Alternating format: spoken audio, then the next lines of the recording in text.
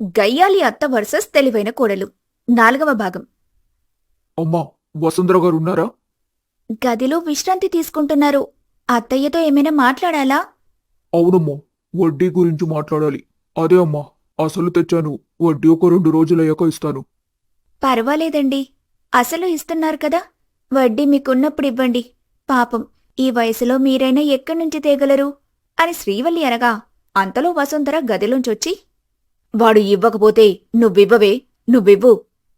ఆహా, నేను లేకపోతే ఇల్లును సత్రం చేస్తావనుకుంటా. నీ వాలకం అలానే ఉంది. నోరు మూసుకొని లోపలికి వెళ్ళు. క్షమించండి అత్తయ్యా, పాపం వయసు మళ్ళిన వారు కదా అని. వయసు మళ్ళిన వాడైతే డబ్బు ఊరికే ఇస్తావా? దమ్మిడికి గతిలేదు కాని చెప్పడం మాత్రం శ్రీరంగనీతులు. వెళ్ళు. ఏంటి, ఊరుకుంటుంటే మాటలు ఎక్కువగా వదిలేస్తున్నారు? నేనేం మీ కొడుకుని పెళ్లి చేసుకుంటానని ఆయన వెంబడి పడలేదు. లేక మా అమ్మ మీకేం మా అమ్మాయినిస్తానని ఆమె మీ వెనక తిరగలేదు. మీరే కావాలని డబ్బు ముసుగులో మా అమ్మ నొప్పించి పెళ్లి జరిపించారు. అది గుర్తుపెట్టుకో.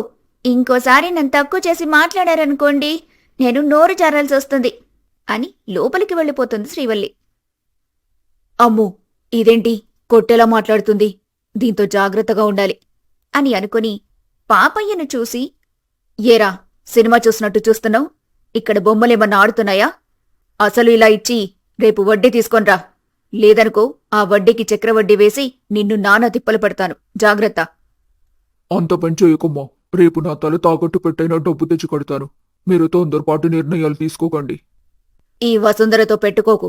నిన్ను మిక్సీలో వేసి జ్యూస్ చేసుకొని తాగేయగలను అని లోపలికి వెళ్ళిపోతుంది. మంచి మంచి వాళ్లకొస్తుంది చావు, దీనికి రావటం లేదు. ఆయన కోడలొచ్చిందిగా, దీనికి ముందుంది ముసళ్ళ పండుగ అని అనుకుంటూ వెళ్ళిపోతాడు పాపయ్య. ఇక రాత్రి సమయం అవుతుంది. శ్రీవల్లి మంచం సర్దుతూ ఉంటుంది. అంతలో శివ వచ్చి దిండు చాప తీసుకుని కింద వేసుకుంటూ ఉండగా అది చూసిన శ్రీవల్లి, ఏంటిది? అది కూడా తెలీదా? చాప. అది తెలియక కాదు, మంచం మీద పడుకోకుండా కింద పడుకుంటున్నావేంటి అని. అదేం లేదు, నాకు మంచం మీద నిద్ర పట్టడం లేదు, అందుకే కింద పడుకుంటున్నాను. అయితే ఈ జోక్ వెళ్ళి మీ అమ్మకు చెప్పండి, నవ్వుతుంది. నేనేమన్నా చిన్నపిల్లలా కనిపిస్తున్నానా? కాకమ్మ కథ చెబుతున్నావు? అసలు నాకు తెలియకడుగుతాను, నన్ను పెళ్ళెందుకు చేసుకున్నావు? కలిసి జీవించడానికి, ఒకరికొకరు తోడుండడానికి. కదా, మరి నువ్వేం చేస్తున్నావు?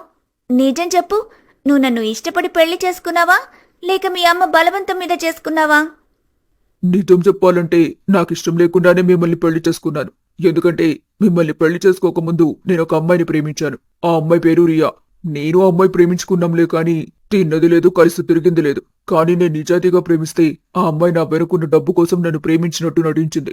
అందుకని నా జీవితంలోకి ఆడవాళ్ల ఆలోచన కూడా రాకూడదని ఇలా కఠినంగా తయారయ్యాను. కానీ మా అమ్మకు ఎంత చెబుతున్నా వినకుండా పాపం మిమ్మల్ని ఇచ్చి పెళ్లి చేసింది. నా వల్ల మీరు చాలా ఇబ్బంది పడుతున్నారనుకుంటా. అయ్యో, అలా ఏం లేదండి. నేను కూడా ఇష్టం లేకుండానే మిమ్మల్ని పెళ్లి చేసుకున్నాను. కాని మా అమ్మ భర్త అంటే ఏంటి, కుటుంబం అంటే ఏంటి అని వివరంగా చెప్పిన తర్వాత మీ పట్ల నాకు అభిమానం, ఈ కుటుంబం పట్ల ప్రేమ అన్నీ రెట్టింపయ్యాయి. ఇప్పుడు మీరు తప్ప నాకు వేరే లోకం లేదండి. ఆ అమ్మాయి చేసిన మోసానికి నా జీవితంలోకి ఏ అమ్మాయికి స్థానం లేదని బ్లైండ్ గా ఫిక్స్ అయ్యాను. కానీ అందరూ అలా ఉండరని నువ్వు రుజువు చేశావు. నిజంగా మనస్ఫూర్తిగా చెబుతున్నాను. I love you Srivalli. I to love you అండి అని అంటుంది శ్రీవల్లి. అంతలో శివ, శ్రీవల్లి, మనం ఎక్కడికైనా వెళ్ళిపోదాం. దేనికండి? ఇక్కడేమైంది? అయినా మనం వెళ్ళిపోతే అత్తయ్య గారు ఒక్కరే అయిపోతారు కదా. ఈ వయసులో ఆమెని వదిలేయటం కరెక్ట్ కాదు కదండి. తప్పే, కాదనడం లేదు. కానీ ఈ ఆస్తి, డబ్బు ఇదంతా అమ్మ వడ్డీ రూపంలో అమాయకుల దగ్గర సంపాదించింది. ఈ డబ్బును ఆస్వాదిస్తూ ఇక్కడే ఉండటం నాకు ఇష్టం లేదు. అందుకే వెళ్ళిపోదామంటున్నాను. నువ్వేమంటావు? ఏవండి, మనసు పెట్టి ఆలోచించండి. మీరు అత్తయ్య గారికి ఒక్కగానొక్క కొడుకు. ఇటు చూస్తే మావయ్య గారు లేరు. మనం వెళ్ళిపోతే అత్తయ్య ఒంటరి వాళ్ళైపోతారు. అంటే ఇక్కడే ఉండమంటావా? తొందరపడకండి. అత్తయ్య అలాంటి వారిని వదిలిపెట్టి వెళ్లటం సరైంది కాదు. అత్తయ్యను మార్చాలే కాని వదిలి వెళ్ళకూడదు. ఇప్పుడేమంటారు? అత్తయ్య మంచిగా మారితే ఇక్కడుండటానికి మీకు ఎలాంటి ఇబ్బంది లేదు కదా? అది జరగని పని శ్రీవల్లి. నేను చాలాసార్లు ప్రయత్నించి అలసిపోయి ఉన్నాను. మీరు ప్రయత్నించి అలసిపోయారు. నేను ప్రయత్నించలేదు కదా. నాకొక్క ఛాన్స్ ఇవ్వండి. మీ అమ్మ డబ్బు పిచ్చి వదిలి మామూలు వ్యక్తిగా ఉండేలా చేస్తాను, నాది హామీ. ఒకవేళ అమ్మ మారకపోతే? మనం ఎక్కడికైనా వెళ్లి వేరు కాపురం పెడదాం. అప్పుడు నేను మీ మాటకు ఎలాంటి అభ్యంతరం చెప్పను. ఇప్పుడు చెబుతున్నందుకు నన్ను నమ్మండి. సరే, ఇప్పటికే ఆలస్యమైంది, పడుకోండి. అవును, ఇంతకీ ఎక్కడ పడుకుంటారు? మంచం మీద, మంచం కిందా? మంచం మీద పడుకుంటా, ఓకేనా? అని నిద్రలోకి వెళ్ళిపోతాడు శివ. ఇక మరుసటి రోజు వసుంధర కూర్చొని ఉంటుంది. అది చూసిన శ్రీవల్లి, అత్తయ్య, తీరికగా కూర్చొని ఉన్నారా? చెప్తా మీ పని అని వంటగదిలోకి వెళ్ళి చాటలో బియ్యం పోసుకొని వస్తుంది. వచ్చి, అత్తయ్య, ఇది తీసుకోండి అని ఆమె చేతికివ్వగా, ఇవి నాకెందుకిచ్చావు? ఈ పనులన్నీ చేయాల్సింది నువ్వు, నేను కాదు. నేను ఈ ఇంటి పెద్ద దిక్కు, మీ అత్తగారిని. అయితే మీకేమైనా కొమ్ములున్నాయా? లేక ప్రత్యేక గుర్తింపేమైనా గవర్నమెంట్ ఇచ్చిందా? ఎక్కువగా ఊహించుకోకుండా త్వరగా బియ్యమేరండి. మీరు త్వరగా మెరికలు వేరితేనే వంట చేసేది, లేకపోతే ఈరోజు మీరు పస్తులుండాల్సి ఉంటుంది. నేను పస్తులుండటమేంటి? త్వరగా వంట పనయ్యేలా చూడు ముందు. ఇరుగు పొరుగు అమ్మలక్కల దగ్గర కాస్త పనుంది. మీకే కాదు, నాకు కూడా వంటింట్లో చాలా పనులున్నాయి, త్వరగా కానివ్వండి అంటూ వంటగదిలోకి వెళ్తుంది. తనలా వెళ్ళగా చేసేదేమీ లేక వసుంధర బియ్యంలో మెరికలు ఏరుతూ ఉంటుంది. ఒకరోజు ఉన్నట్టుండి శివకి విపరీతమైన జ్వరం వస్తుంది. అది గమనించిన శ్రీవల్లి తన భర్త వంటిని తాకి, ఏవండి, మీ ఒళ్ళు విపరీతంగా కాలిపోతుంది, పదండి హాస్పిటల్కి వెళ్దాం. నిలబడలేకపోతున్నాను. నా ఒంట్లో అసలు ఓపిక లేదు. అమ్మని తీసుకొనిరా, కలిసి వెళ్దాం. అలాగేనండి అని అంటూ వసుంధర దగ్గరికి వెళ్తుంది శ్రీవల్లి. అత్తయ్య, మీ అబ్బాయికి జ్వరం వచ్చి అస్సలు లేవలేకపోతున్నాడు, మీరు త్వరగా రండి, నాకు భయంగా ఉంది. అదేంటి, ఉన్నట్టుండి ఇంతకుముందు బాగానే ఉన్నాడు కదా. అత్తయ్య, మాటలకు ఇది సమయం కాదు, త్వరగా పదండి, మీ అబ్బాయి జ్వరంతో చాలా ఇబ్బంది పడుతున్నాడు. పద పద అని అంటూ శివ దగ్గరికి వెళ్తారు. వెళ్ళి శివను చూసి, నాన్నా, శివ, ఏంట్రా ఒళ్ళీలా కాలిపోతుంది? పద, హాస్పిటల్కి వెళ్దాం. కొంచెం లేనాన్నా. శ్రీవల్లి, ఒక చేయి పట్టుకో, నేనింకో పక్క పట్టుకుంటాను అని ఇద్దరూ ఇరుచేతులను పట్టుకుని లేపి నడిపిస్తూ కొంచెం ముందుకు వెళ్లి ఆటో ఎక్కుతారు. ఆటో ఎక్కిన వసుంధర ఆటో అబ్బాయితో, బాబు, త్వరగా హాస్పిటల్కి పోనివ్వండి, మా అబ్బాయి జ్వరంతో తల్లడిల్లిపోతున్నాడు వెళ్తున్నా కదమ్మా అంటూ వెళ్తూ ఉంటాడు. కొంత సమయానికి హాస్పిటల్కి చేరుకుంటారు. వెళ్లి డాక్టర్ని కలుస్తారు. శివని పరిశీలించిన డాక్టర్, అమ్మా, ఈ అబ్బాయికి జ్వరం విపరీతంగా ఉంది. వెంటనే హాస్పిటల్లో అడ్మిట్ చేయాలి, ఐసీయూలో పెట్టాలి. అలాగే డాక్టర్ అని అంటుంది శ్రీవల్లి. ఇక మొత్తానికి శివని అడ్మిట్ చేస్తారు. సిస్టర్లు ఇంజెక్షన్లు, మందులు వేస్తూ ఉంటారు. మరుసటి రోజు వసుంధర శ్రీవల్లి డాక్టర్ని కలిసి, డాక్టర్ గారు, మా ఆయన పరిస్థితి ఇప్పుడెలా ఉంది? అమ్మా, మేం చేయవలసిన ట్రీట్మెంట్ చేస్తూనే ఉన్నాం, కానీ జ్వరం అనేది 1% కూడా తగ్గటం లేదు. చూద్దాం ఏం జరుగుతుందో అని అనగా శ్రీవల్లి, వసుంధర ఏడుస్తూ ఉంటారు.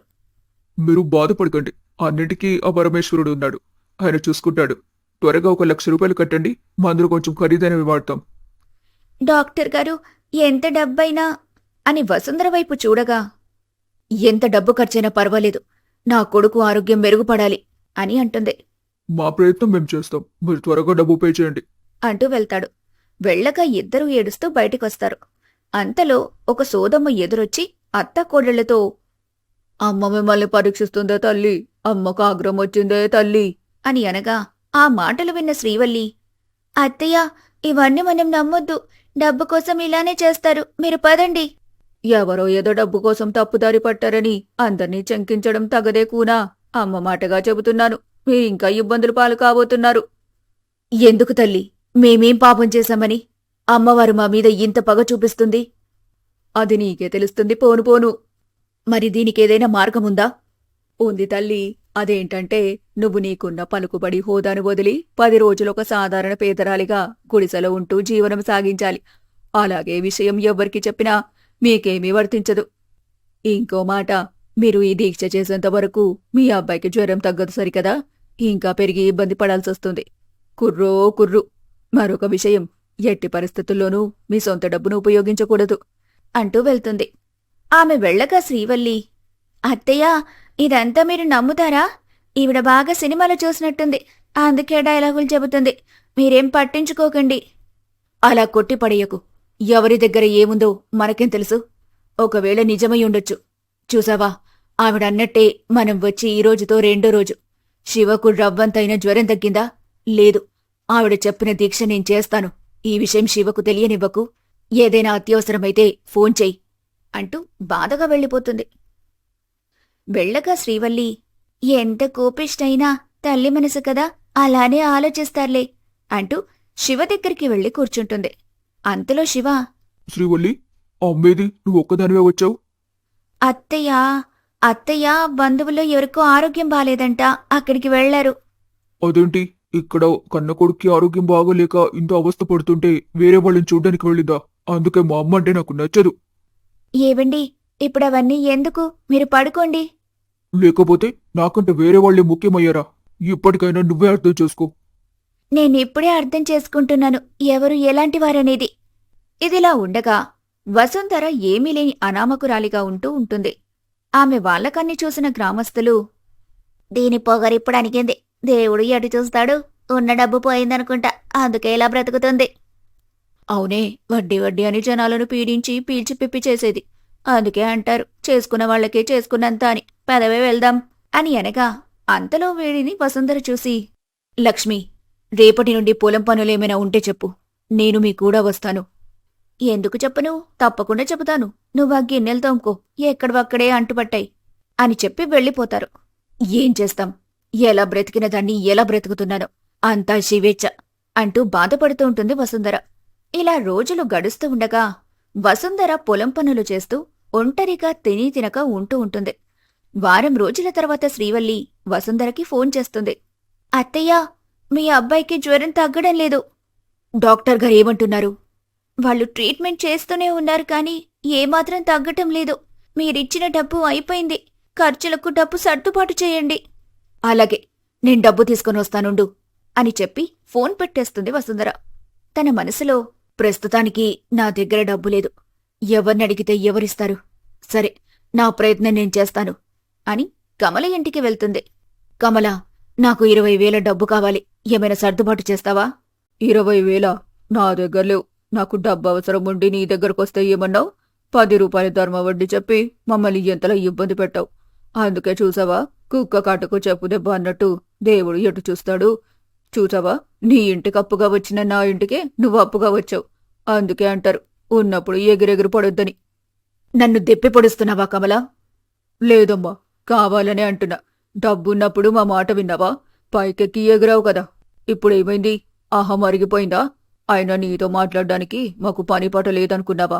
వెళ్ళమ్మా వెళ్ళు అని లోపలికి వెళ్లి వసుంధర మొహం మీదే తలుపు వేసేస్తుంది కమల. నేనందర్నీ అసహ్యించుకుంటుంటే అదేదో గొప్ప పనిలా మురిసిపోయేదాన్ని. కాని ఈ రోజు తెలుస్తుంది అది ఎంత బాధాకరంగా ఉంటుందో అని అంటూ మరొక ఇంటికి వెళ్తుంది. భాగ్యలక్ష్మి, నాకొక 20,000 అప్పుగా కావాలి. ఏమైనా సర్దుబాటు చేయగలవా? చేస్తాను కాని వడ్డీ 20 రూపాయలు. పర్వాలేదు, నాకెప్పుడు డబ్బు చాలా అవసరం. త్వరగా ఇవ్వు. నోటి మాటగా నేనివ్వను. ఉండు, బాండ్ కాగితాలు తెస్తాను. కానీ ఒక షరతు. ఏంటో చెప్పు. 2 రోజుల్లో మళ్ళీ నా డబ్బు వడ్డీతో సహా తిరిగిచ్చేయాలి. అలా అయితేనే ఇస్తాను, లేకపోతే ఇవ్వను. నీ ఇష్టం అని అనటంతో వసుంధర తన మనసులో, నా కొడుకు ప్రాణాపాయ స్థితిలో ఉన్నాడు. సర్లే, ఎలా అయినా తీసుకుని అంతలో ఎవరినైనా అడిగి తిరిగి డబ్బిద్దాం అని అనుకుని తిరిగిచ్చేస్తానని చెబుతుంది. ఒండు తెస్తా అని అంటూ భాగ్యలక్ష్మి లోపలికి వెళ్లి బాండ్ కాగితాలు, డబ్బు తీసుకుని వచ్చి కాగితాలపై సంతకం చేయించుకుని డబ్బిస్తుంది. ఆ డబ్బు తీసుకున్న వసుంధర హాస్పిటల్ దగ్గరికి వెళ్తుంది. వెళ్లి బయట నిల్చొని నర్సుతో ఇలా అంటుంది. అమ్మా, ఐసీయూలో శ్రీవల్లి అనే ఆవిడుంటుంది, త్వరగా పిలవరా? అలాగే ఉండండి అని నర్సు లోపలికి వెళ్లి, శ్రీవల్లి అంటే మీరేనా? అవునండి, నేనే. ఏమైంది? నాకేం కాలే, మిమ్మల్ని కలవడానికి ఎవరొక పెద్దావిడొచ్చారు అని అనటంతో శ్రీవల్లి తన మనసులో, ఎవరబ్బా? అత్తయ్య అయుంటుంది అని అంటూ బయటికొచ్చి చూడగా వసుంధర ఆవిడ్ని చూసి, ఏంటత్తయ్యా, ఎలా ఉండేవారు ఎలా అయిపోయారు? నాకేమమ్మా, ఇవాళ ఉండి రేపోయేదాన్ని. సర్లే కాని ఇంతకి నా కొడుకెలా ఉన్నాడు? అలానే ఉన్నాడత్తయ్యా, ఒకసారి వచ్చి చూడండి. వద్దొద్దు, నేనొస్తే నా అవతారం చూసి వాడికి అర్థమైపోతుంది. అలా తెలియడానికి వీల్లేదు. ఇదిగో డబ్బు, నేను వెళ్తున్నాను అని అంటూ శ్రీవల్లికి డబ్బిచ్చి వెళ్ళిపోతుంది వసుంధర. భగవంతుడా, ఏంటయ్యా మాకే కష్టాలు అని అనుకుని లోపలికి వెళ్తుంది శ్రీవల్లి. వెళ్ళగా వసుంధర గుడిసె దగ్గరికి వెళ్తుంది. ఇక మరుసటి రోజు కమల వసుంధర దగ్గరకొస్తుంది. వసుంధర, డబ్బు ఈరోజు ఇచ్చే వాయిదా త్వరగా ఇవ్వు. ఇంకో 2 రోజులు సమయం ఇవ్వు, ఎలాగైనా తప్పకుండా తిరిగిచ్చేస్తాను. ఏంటి నీకిచ్చేది? ముందు డబ్బివ్వు. నువ్వు 2 రోజుల్లో ఇస్తానంటేనే నీకు డబ్బిచ్చాను నేను. ఇలా అయితే అసలు ఇచ్చేదాన్నే కాదు అంటూ తిడుతూ ఉంటుంది. ఆ మాటలకు వసుంధర ఏడుస్తూ కుప్పకూలిపోతుంది. అది చూసిన కమల, సరే, ఇంతలా అడుగుతున్నావు కాబట్టి ఇంకొక రోజు సమయం ఇస్తున్నా. ఆలోపు డబ్బు సర్దుబాటు చేయలేదనుకో మర్యాదగా ఉండదు చెబుతున్నాను అంటూ వెళ్ళిపోతుంది. వెళ్ళగా వసుంధర తన మనసులో, ఈ కమలను చూస్తుంటే కొన్ని రోజుల క్రితం నన్ను నేను చూసుకున్నట్టుంది. పాపం, డబ్బు కట్టే దగ్గర గ్రామస్తులు ఎంత బాధపడ్డారో ఇప్పుడు నేను అనుభవిస్తుంటేనే నాకు తెలుస్తుంది. ఇకపై ఆ తప్పు చేయకూడదు. నేను మనిషినే. పోయేటప్పుడు ఏం తీసుకెళ్తాను? అందరితో మంచిగా ఉండి కలిసికట్టుగా ఉండాలి అని అనుకుని, ఇందుకే కాబోలు సోదమ్మ నీకే అర్థమవుతుంది త్వరలో అని చెప్పింది. ఇప్పుడు అనుభవించా కదా, నా తప్పు నేను తెలుసుకున్నాను అని అనుకుంటూ ఉండగా అంతలో శ్రీవల్లి ఫోన్ చేస్తుంది. అత్తయ్య, మీ అబ్బాయికి నయమైపోయింది. డాక్టర్ గారు ఇంటికి వెళ్ళొచ్చన్నారు. ఇదంతా మీదయే. లేదమ్మా, డబ్బుందన్న అహంతో చిన్న పెద్ద తేడా చూడకుండా తలబెరుసుగా ప్రవర్తించి గ్రామస్తులను ఇబ్బంది పెట్టినందుకు దేవుడు నాకు అన్నీ తెలిసేలా చేశాడు. ఓం నమ శివాయ అని అనుకుని ఇరువురూ ఇంటికి వెళ్తారు.